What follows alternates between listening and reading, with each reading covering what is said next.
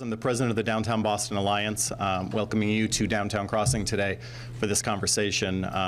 We've been appreciative of the mayor's interest in an issue that really matters very much to us, the ongoing safe atmosphere to conduct business in Downtown Crossing. Today was an important moment to take stock of that work to date and then to hear updates about the future of that work. And we are appreciative for the energy that the city is putting to this matter, and I know the mayor will brief you more on that at this time. So, Mayor Wu, thank you. Thank you so much to Mike and your entire team and all of the members of the Downtown Business Alliance and the residents who are here. This is a really special neighborhood of Boston.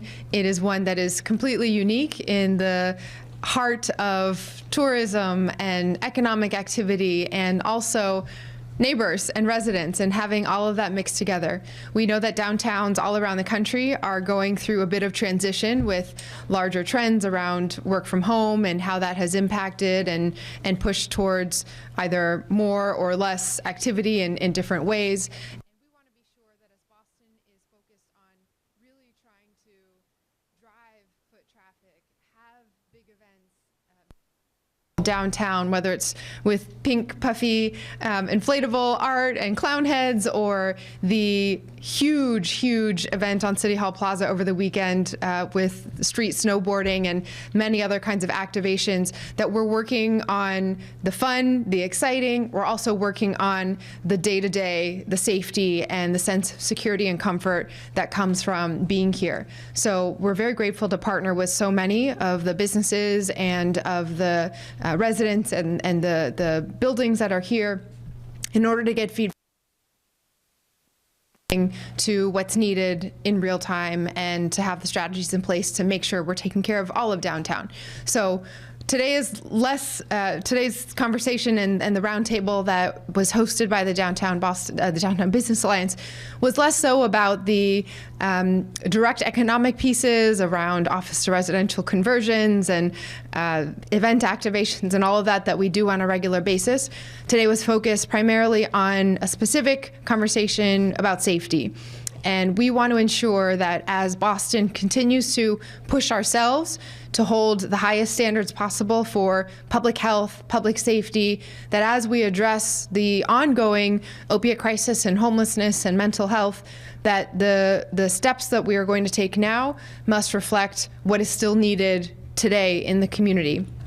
We, the district attorney and I had shared earlier, we would not be able to take the steps that we are now able to put forward without having laid down the foundation over several years of an infrastructure of low threshold housing and supportive housing with services and medical treatment and recovery services, of access and coordination to the public health and street outreach and public safety teams, now having clear systems for how to track, communicate, and deliver services, and also the partnership with community members to understand what is needed in different parts of the city and when. So today we have shared some information publicly. I won't go through all the different pieces of it, but it's really an update on where we are now after 3 years of moving to end encampments in Boston, provide supportive housing, connect people to services, and now to work on the issue of ending congregate substance use outdoors. So that involves a couple of pieces. The commissioner will share more as well. I'm going to pass it over to the district attorney after me as first to share about his programming. But overall, it means expanding access to services, having more indoor spaces that the Boston Public Health Commission will be leading in order to offer access in more places and ensure that indoor programming and services are being connected to individuals who are in need of that. It means expanding the hours of access of our street outreach unit on the Boston Police side, as well as the ability to respond to 311 requests for mobile sharps pickups and quality of life and issues throughout the neighborhoods. It also means having more enforcement for drug activity in order to, again, ensure that people are getting connected to the services and programming that they need, and to prioritize now where we are in addressing quality of life and addressing the impacts that the opiate crisis and all of the many challenges that residents are facing can bring and require the level of coordination to improve on. So I'm very grateful to all of the teams who have been involved in this. Again, it's been multiple long-standing efforts to ensure that we're putting down the foundation, building up infrastructure that hadn't been in place before, and now taking steps to ensure that we continue to provide the quality of life and safety and access to the city in every part of every neighborhood of Boston, including downtown, including Roxbury, South End, and other neighborhoods that may have been impacted by the opiate crisis as well. So thank you for being here. We'll take some questions in a little bit, but first I want to pass it to the district attorney and then the police commissioner. Thank you, Mayor. Good afternoon, everybody. Thank you, Mayor. Thank you, Michael, Commissioner Cox, for your partnership, for all the things that we've done together and continue to do to keep this city safe.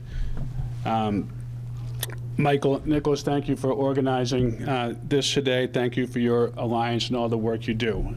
Tomorrow evening, we'll be together with a whole host of others, and Rishi Shukla and the Downtown Boston Neighborhood Association will be holding a similar forum where we're going to share and hear and interact about what's going on, the issues that are facing downtown. And facing not only our business district, but where people are living in the parks and the entire surrounding area. And we'll address the issues that we have here the same way we've addressed them over and over again throughout the city, together in partnership with our communities, with our community leaders, with our community partners, with the people that live in the communities that tell us what the issues are and how it is that we're going to deal with them. That's how Boston has become as safe as it is, however you want to define that, as safe as it is, has come from collaborations and partnerships that endure. And that's important, that endure. They don't just start and stop and go away, they endure. And that's how we've gotten to where we are, and that's how we're going to continue to address the issues that are here. From our office's standpoint, I'm not going to say it's simple, because it's not by any stretch of the imagination, but the explanation is somewhat simple. We're talking about a targeted and balanced approach towards accountability and enforcement and treatment and diversion at the same time. People who prey on the vulnerable, who prey on those who are addicted to drugs, we will hold accountable. There was a story just recently about a man that got a 9 to 10 year sentence for carrying guns and dealing drugs on Mass and Cass. We will hold people accountable for preying on the vulnerable.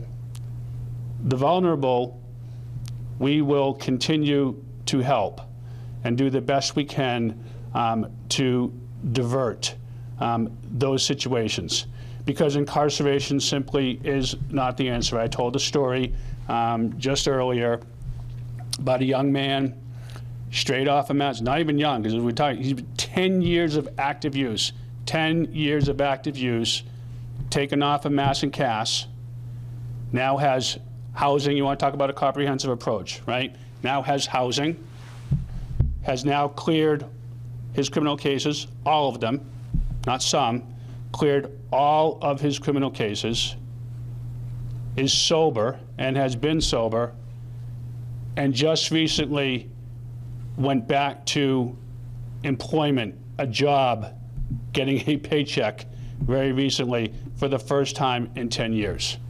That's what a comprehensive approach provides and offers to people. Those solutions don't happen overnight, but we will continue to engage in them. So we will continue to hold criminal offenders accountable, and we will continue to provide services over sentences for those who need treatment and who need to be sober. At the end of the day, this issue is about sobriety.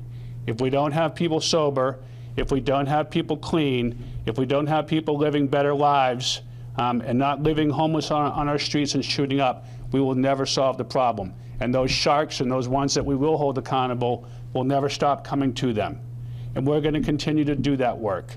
We've come a long way, and we've got a long ways to go, but we're going to keep going. And we're going to keep going together. We're going to keep going together with community, with our community leaders, with all of you. So I can't thank everyone that lives in this neighborhood that cares so much. We're here because of you. Can't thank you enough for your patience, for sharing, for providing us the information that we need that's going to allow us to do the job.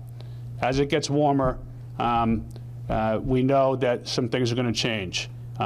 And we're going to be ready, we will be ready, and we're going to continue to do everything we can to keep Boston, all of Boston, as safe as it is. Thank you.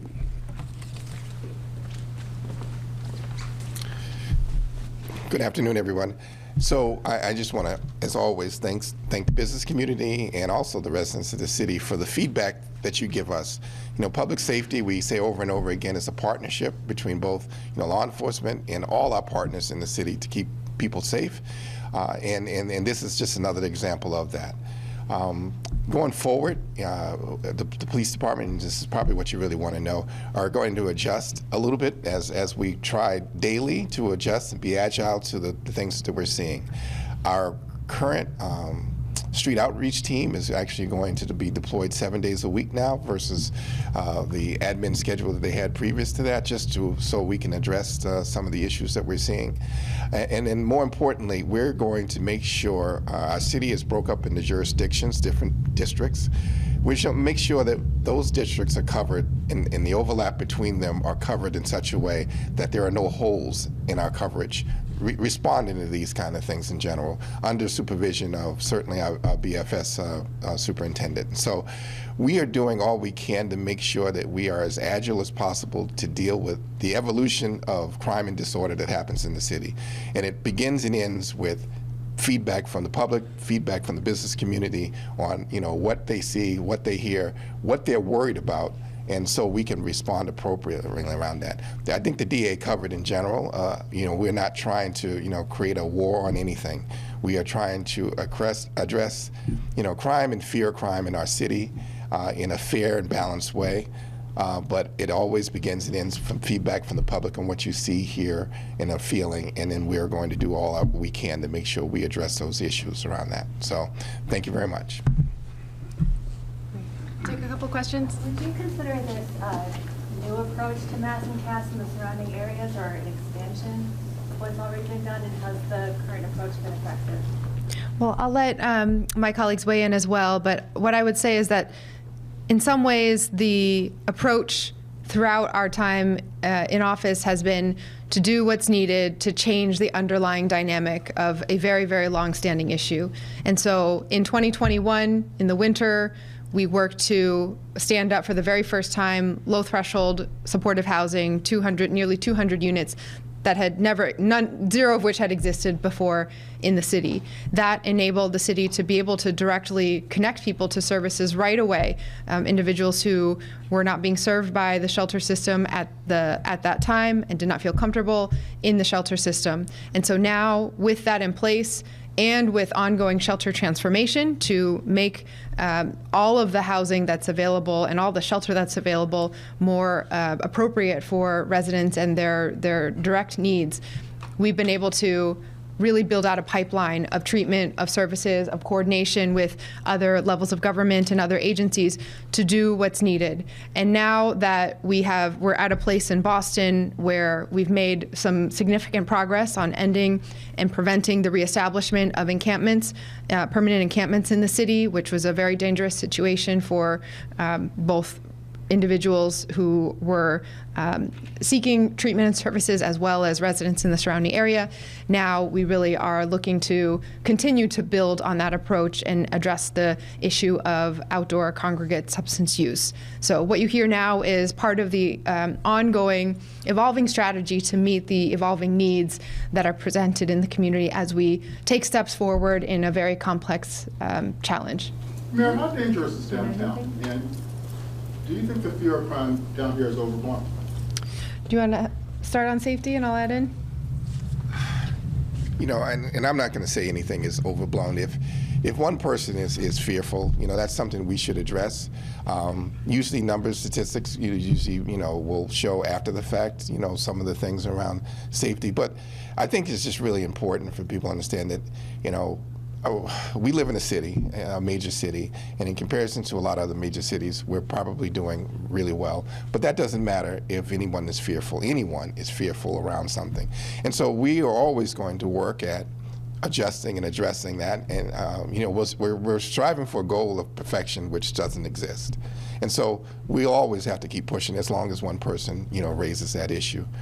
As far as other parts of the city and things of that nature, it's probably, not as bad as some other places and things of that nature. But the fact is, crime is something that you have to work on always. And so we're never going to just come back and say, you know what, we rest on our laurels. We had a really great year last year. We have to keep always working on perfection. Whether or not we get there or not, that's another battle. But the fact is that we need to hear from people and try to address it as much as we can. Can you give us a sense of what I want to make sure that DA gets in on this question, and then I'll add something too for Adrian. So I would say a couple, in response to both. It's not new. It's a continuation. The scourge of addiction, the epidemic that's been caused by the opioid crisis, is bigger than any of us. Okay, that should be clear. If that's not clear to anybody, then we're missing it. None of us get to snap our fingers and figure this out. We are constantly doing what we can to address this issue, and that requires a continued and evolved evolution in addressing the issue. So we have opportunities now that we didn't have before, and we're going to take them. But they're all ultimately going to be focused on public safety, holding people accountable, and also helping people get sober and dealing with the addiction issue. And then to answer your question, if someone doesn't feel safe, it's based in reality. It's always based in reality. People don't say, I don't feel safe. If they're safe, they're going to say, I feel safe. And if they don't feel safe, they may not be. And do we have some issues that we need to address here in this particular area in downtown Boston? Yes, we do. And we're going to address them. And we're going to address them with the same approach that we've done all across the city, in every neighborhood, that has made us the safest city. Can you, District Attorney, you have... Sorry, can I add one thing on this? I'm so... Okay. So, Adrian, I'll just share a bit of what we talked about at the roundtable earlier, because I don't think anyone here was at the roundtable, right? There was one of the community members who works in the area asked a question about, okay, with this approach and the expansion of services and the reconfiguration and more resources here, what does success look like? What can we expect? And for me, the way that I answered was, I think sort of similar to what you're asking about how safe is it and what does safety actually look like? How are we going to judge that? Two things from my perspective. One, over the summer, someone sent me a note that captured the thoughts of a tourist to Boston, a visitor who had shared that she was from the West Coast and this was her first time visiting the city of Boston, and she was shocked that at 10 o'clock at night you could be outside in the area and still see people pushing baby strollers around, and that level of safety is something that I hope is taken for granted in every part of our city. That for every new mom or dad, for every family member, for every person visiting the city, you don't have to think twice about which street you take to get to work or to walk your kids to school. You don't have to worry or do that calculation because it's just a given and not on your mind at all.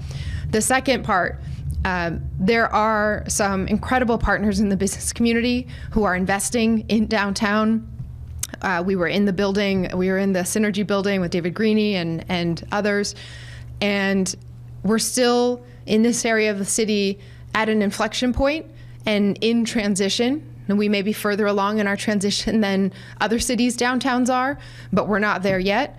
And so from that perspective, for me, success looks like David Greeny or any of our downtown property owners not feeling like they're having to take a chance on this part of the city when they choose to double down on their investments and put money into this city and bring new businesses to Boston. We want every single neighborhood of the city to be safe, welcoming, fun and a place where everyone wants to be out and about in community.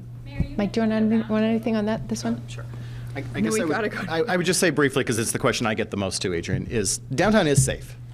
This downtown is safe. We are in a network, our organization, of placemakers and urbanists all around this country, and when I'm in conversation with them about the scale of the problems we face, that scale, generally speaking, is less severe than every other major city in the country. But it doesn't mean that the problems that have emerged that we have seen, especially as the city does do earnest work in trying to combat the congregate drug use issue, isn't concerning to our downtown business leaders. We'd like to see it safer. We'd like to see it better. But 750,000 people a week visit this neighborhood safely, in a safe manner, get to where they're going, more tourists than ever before, returning office workers, people filling restaurants and theaters and enjoying their time at school or just in meeting people. Those people are having healthy, safe experiences that we don't give ourselves enough credit for. But certainly the drug epidemic and its impacts over especially the last year in congregate use in the downtown, in Boston Common, in Downtown Crossing, at South Station, in Back Bay, and in other places has been concerning. And we believe the city's taking it seriously, and that will lead our neighborhood to be even safer than it is today. So I just want to get a sense from any of the three of you how this is actually going to play out. So if I'm a business owner downtown, and I see someone doing heroin right on my front steps, is that person going to be arrested? And how do they get, I just want to see how they get through the system. How do they get help? What is the, on the ground approach to this kind of problem? Maybe if the commissioner can start, and then I want to make sure Kelly Young also shares a little bit of her perspective. She's our director of the coordinated response team for Boston. This is exactly her wheelhouse and the incredible work she's been doing. And I'm actually going to switch places with her because I'm extremely late, so I apologize to everyone. Usually I like to stay and take all the questions, but I have to run. But this amazing team is going to cover everything. Hi, everyone. I'm Kelly Young. I have the privilege of serving as the director of the coordinated response team. And you're asking? I'm just asking what we should expect to see on the ground. So if a business owner calls the police, they say someone is doing drugs right in front of my storefront. Sure. What happens next? Well, I can't speak for the enforcement. I'm not Boston Police, but what I can speak for is the coordinated response team. And we have started a preventative co-response initiative. So we partner with all law enforcement, not just the Boston Police, any enforcement. And it streamlines the response. You kind of get 2 for 1, if you will. The diversion and deflection is the core of the co-response. We want people that are suffering with substance use disorder to get the treatment they need. But we also do recognize that court is an intervention and can be a pathway to recovery. So I would ask that always call 911, always. But additionally, if 311, that's really a great way for us at the coordinated response team to receive information. Thanks. Same question for you. Yeah, I guess the point is, you dial 911 when we show up. Each individual case is different, and the point is that, what we're trying to emphasize is, open air drug use, things of that nature. It's against the law, and we're going to probably enforce that. There's no doubt. Now, each person is different. They could be health issues. There could be a whole bunch of other things going on. But the fact is, we are making a conscious effort to try to enforce. To deter the people that are coming down there feeding these people. When I say feeding, I mean through drugs and other means, to not be there and actually arrest them, because those are the people we're really looking for. And if we do happen to, catch someone that is certainly addicted and things of that nature, there's a diversion aspect to this. That's what the DA just spoke about trying to get them the help that they need, to actually just move on with life in some way, shape, or form. And that happens in court? So the DA could actually talk about that process a little bit more, but yes, that's the purpose of it. If somebody gets a court summons, or if somebody gets a fine, how much would the fine be? And then if they can't pay the fine and they get a court summons, where would you send that if they don't have a house? I'm going to answer that question first. You got to break that down into little bits. Services over sentences is designed for people that get arrested and come to court, right? And they're what we call high risk, high need, right? These are not individuals who we can just say, oh, be on your merry way and don't ever use drugs again, right? That's not the people that are coming to court under arrest. They've got an issue, they need treatment, they need help, they need services. That issue has driven criminality, right? They've already got the record. They may have warrants somewhere else. They're high risk, high need. But incarceration's not the answer to help get them sober. And if we don't get them sober, then they're coming back. And even if we did incarcerate them for a period of time, we're actually just driving cycles of trauma, having them spun dry, sent back out in the community, and they do it all over again, and then we wonder why the problem wasn't solved. So services over sentences is designed for those high-risk, high-need people. I'm not saying they didn't commit a wrong. I'm not saying they didn't commit a crime. I'm saying if we don't address the underlying issue, then we don't solve the problem. And they will continue to commit whatever crime they were committing, whether it's drug use, whether it's drug dealing to support their habit, whether it's shoplifting, whether it's robbing somebody, whatever it may be. So that's what we're trying to deal with. Last question. What about the drug, you mentioned drug dealing, are you talking about the low-level drug dealing, or what about the people who are preying on people, the drug dealers, should they be incarcerated? People that are preying on the vulnerable on our streets that have drug addiction problems and are dealing drugs in the streets should be held accountable. And yes, they should be incarcerated. There are many different levels that are involved in that as well. It could be state prison, it could be a house of correction sentence, it could be a house of correction sentence with a period of probation. There's a myriad of different approaches we can take. But if substance abuse disorder is the underlying problem, we need to address that. Thank you. Thank you.